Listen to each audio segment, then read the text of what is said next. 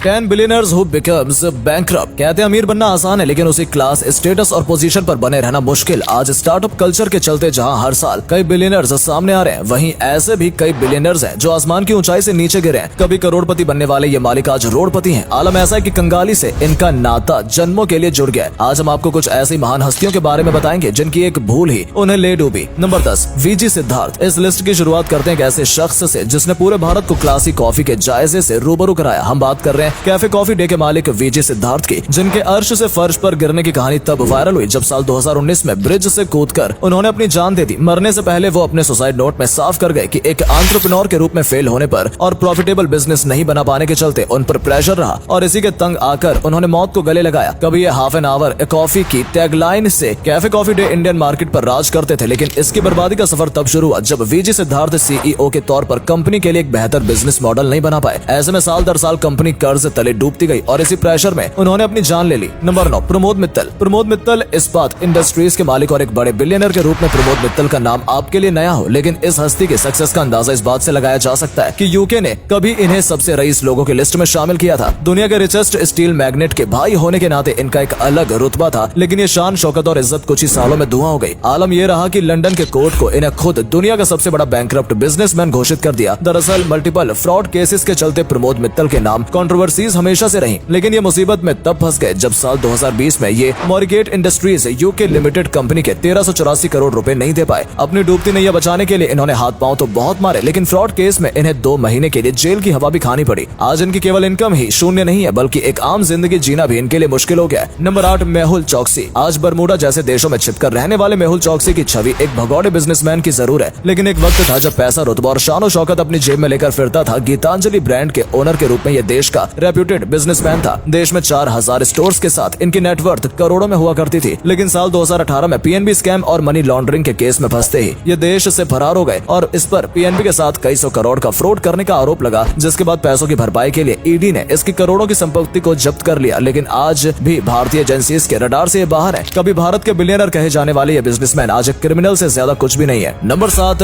रामलिंगा राजू। रामलिंगा राजू वो नाम है जिसका जिक्र कभी आईटी सॉफ्टवेयर वर्ल्ड में काफी शान से लिया जाता था। इन जनाब ने 1987 में अपनी सत्यम कंप्यूटर सर्विस कंपनी की शुरुआत की थी और फिर तरक्की की ऐसी राह पकड़ी कि 2008 तक इनकी कंपनी का टर्नओवर $2 बिलियन का हो गया। ये भारत की 4th लार्जेस्ट आईटी सॉफ्टवेयर के रूप में भी उभरे। ऐसे में जब एम्प्लॉइज इस कंपनी को नंबर 1 की पोजीशन पर लाने का सपना देख रहे थे, तभी ये बर्बादी के सफर पर निकल पड़ी। दरअसल हुआ ये कि रियल एस्टेट में पैसा लगाने के लिए इन्होंने कई सालों तक कंपनीज के अकाउंट में प्रॉफिट और रेवेन्यू के आंकड़ों को बढ़ा चढ़ा कर दिखाया। इन्होंने अपने इन्वेस्टर्स और शेयर होल्डर्स को काफी समय तक धोखे में रखा और हजारों करोड़ रियल एस्टेट में लगा दिए, लेकिन रिसेशन के चलते जब उनका सारा पैसा डूबा तो ये फ्रॉड पूरी दुनिया के सामने आ गया। ऐसे में साल 2015 में रामलिंगा राजू को फ्रॉड और फंड्स मैनिपुलेशन के केस में जेल जाना पड़ा। नंबर 6, विजय माल्या। एक इंडियन बिजनेसमैन, राज्यसभा एमपी और सक्सेसफुल किंगफिशर एयरलाइंस के मालिक के रूप में विजय माल्या कभी किंग ऑफ गुड टाइम्स भी कहलाए जाते थे। भारत के टॉप बिजनेसमैन की लिस्ट में उनका नाम भी शान से लिया जाता था। शराब बेचने से लेकर आईपीएल टीम खरीदने तक चारों और उनकी ही शोहरत छाई रहती थी, लेकिन ये सब कुछ तब छूमंतर हो गया जब विजय माल्या की पॉलिसीज खुद उन्हीं पर भारी पड़ने लगी। साल 2007 में डेक्कन एयर की डील उन्हें इतनी भारी पड़ गई कि लॉस से उभरने के लिए उन्हें हवाई यात्रा की कीमत बढ़ानी पड़ी और यहीं से किंगफिशर के बुरे दिन शुरू हो गए। आलम ये रहा कि विजय माल्या को अपनी डूबती नैया को बचाने के लिए बैंक से कर्ज लेना पड़ गया। घाटे के जाल में वो कुछ ऐसा फंसे कि बैंकरप्ट हो गए और आखिरी में देश छोड़कर फरार हो गए। नंबर 5, नीरव मोदी। डायमंड के बादशाह कहे जाने वाले नीरव मोदी कुछ साल पहले तक फोर्ब्स बिलियनर्स की लिस्ट में अपनी दावेदारी रखते थे। $1.8 बिलियन के साथ ये अपने डायमंड के लिए दुनिया भर में मशहूर थे। तो फिर ऐसा क्या हुआ कि कुछ साल में ही ये मालामाल से कंगाल हो गए। दरअसल हुआ ये कि अपने बिजनेस इंपोर्ट के लिए इस डायमंड मर्चेंट ने फर्जी तरीके से पंजाब नेशनल बैंक से बैंक गारंटी यानी LOU हासिल किया। इसकी मदद से उन्हें कर्ज तो मिल गया, लेकिन इसे चुकाने का उनका बंटाधार हो गया। फिर 2018 में ये मामला तब खुलकर सामने आया जब इनके खिलाफ केस दर्ज किया गया और ऐसे में खुद की नैया बचाने के लिए ये देश से फरार हो गए। Number 4, Ranbaxy Singh brothers. दिवालिया घोषित होने वाले बिलियनर्स की लिस्ट में 2 भाई मलविंदर और शिवंदर नाम के भी सामने आते हैं, जिन्हें लोग रैनबैक्सी सिंह ब्रदर्स के रूप में जानते हैं। ये दोनों भी दादा से विरासत में मिली कंपनी रैनबैक्सी फार्मा कंपनी में 33% की हिस्सेदारी रखते थे। कंपनी का नाम इतना ज्यादा था कि साल 2008 में इसका टर्नओवर लगभग $2 बिलियन